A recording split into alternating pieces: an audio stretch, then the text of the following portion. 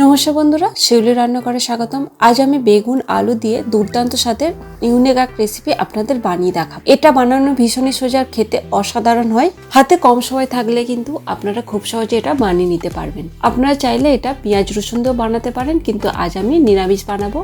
এটা বানানোর জন্য কি কি লাগছে আর কিভাবে বানাচ্ছে আপনারা স্কিপ না করে দেখতে থাকুন। এই রেসিপিটার জন্য আমি একটা বেগুন নিয়েছি। এই বেগুনটাকে এবার কেটে নেব।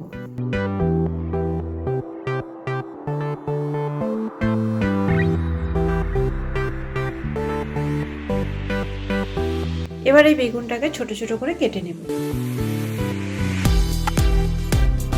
দেখুন এই সাইজটা করে নিচ্ছি আমি।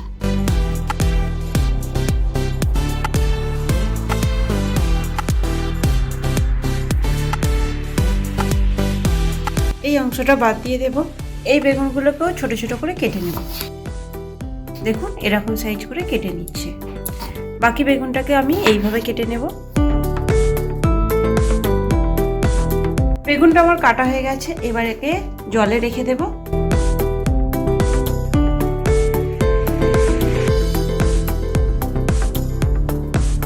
জলে না রাখলে এগুলো কালো হয়ে যাবে।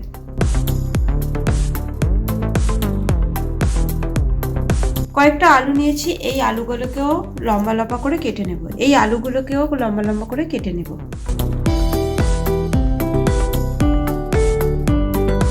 প্রথমে আলুটাকে দুটো টুকরো করে নেব, তারপর ঝোলের মতো লম্বা লম্বা করে কেটে নেব।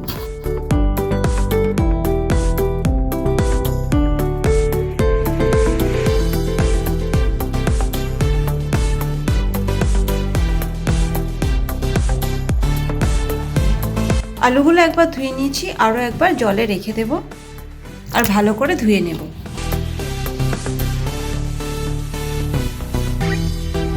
আর এতে লাগবে টমেটো। আমি একটা বড় সাইজের টমেটো কুচিয়ে নিয়েছি, কয়েকটা কাঁচা লঙ্কা চিড়ে নিয়েছি, আর লাগবে আদা। এটা সম্পূর্ণ নিরামিষ রেসিপি। এবার আমি রান্নাটা শুরু করে দেব। কড়াইতে সর্ষের তেল দেব। আজ আমি সর্ষের তেলে রান্নাটা করে দেখাবো। তেলটা গরম হয়ে গেছে। প্রথমে আমি আলুগুলো ভেজে নেব। এতে লবণ দিয়ে দেব। এবার আলুগুলোকে ভালো করে ভেজে নেব।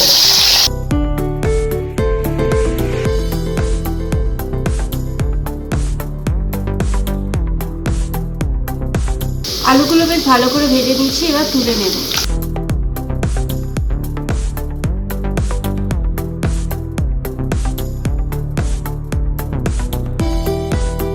আলুগুলো আমার ভাজা হয়ে গেছে। এবার আমি বেগুনগুলো ভেজে নেব।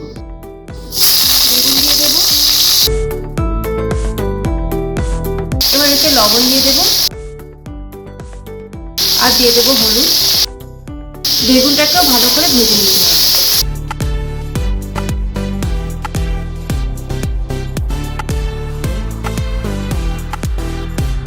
বেগুন দেওয়ার সাথে সাথেই তেলটা টেনে নিয়েছি। গ্যাসের আঁচটা কমিয়ে এইভাবে ভেজে নেব।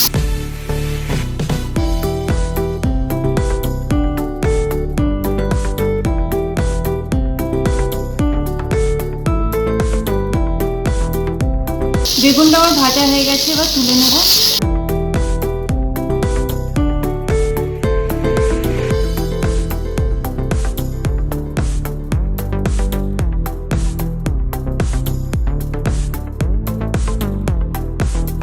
বেগুনটা আমার ভাজা হয়ে গেছে। বাকি রান্নাটাও সেরে নেব।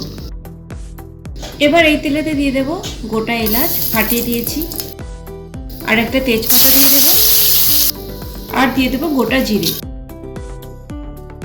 এটাকে কয়েক মিনিট ভেজে নেব।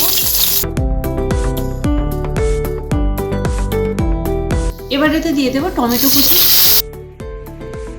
আর দিয়ে দেব লবণ। টমেটোটাকে ভালো করে ভেজে নেব।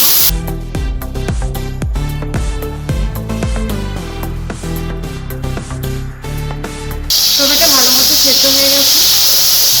এবার এতে দিয়ে দেব আদা বাটা, চেরা কাঁচা লঙ্কা। এবার সব একসাথে ভালো করে ভেজে নেব। গ্যাসের আঁচটা এই সময় একেবারে কমিয়ে দেব।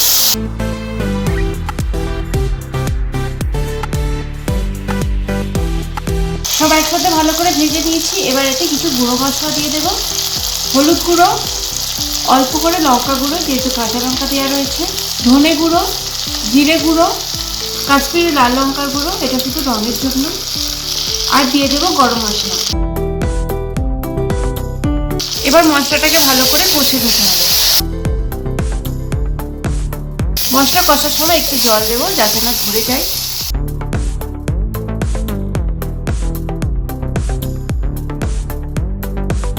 এবার মশলাটাকে ভালো করে কষিয়ে নিতে হবে।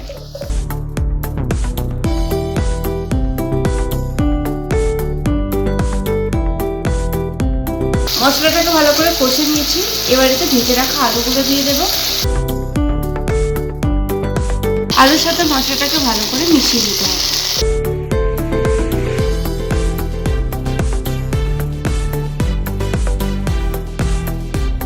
গ্যাসের আঁচটা লো রেখে ঢাকনা দিয়ে কিছুক্ষণ রান্না করে নেব।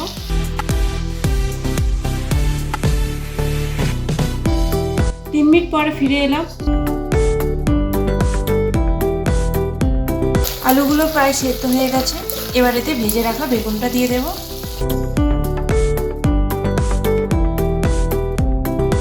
এবার এটাকে ভালো করে মিশিয়ে নেব।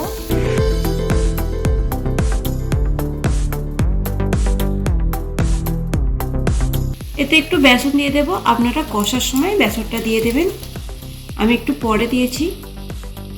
1 চামচের মতো বেসন দিয়েছি। বেসনটাকে ভালো করে মিশিয়ে নেব।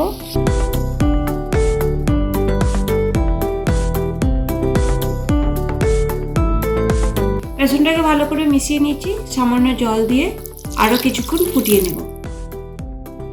গ্যাসের আঁচটা একটু বাড়িয়ে দিয়ে ভালো করে মিশিয়ে নেব আর আরো কিছুক্ষণ ফুটিয়ে নেব। আর ঢাকনা দেব না।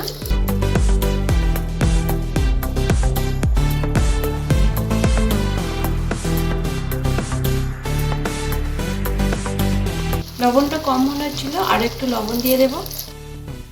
একটু চিনি দিয়ে দেব। এবার ভালো করে মিশিয়ে নেব।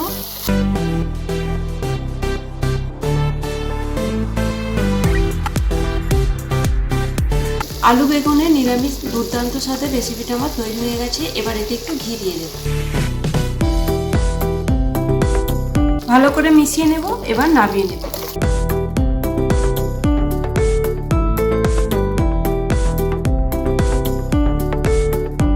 নিরামিষ বেগুন আলুর তরকারিটা বানানো কতটা সোজা সেটাই আজ আমি আপনাদের বানিয়ে দেখালাম। দেখুন কত সুন্দর দেখতে লাগছে। আপনারা বাড়িতে একবার এভাবে বানিয়ে দেখতে পারেন। খেতে অসাধারণ হয়েছিল। আর এই রেসিপিটা আপনাদের কেমন লাগলো কমেন্ট করে অবশ্যই জানাবেন। আর লাইক শেয়ার করতে ভুলবেন না।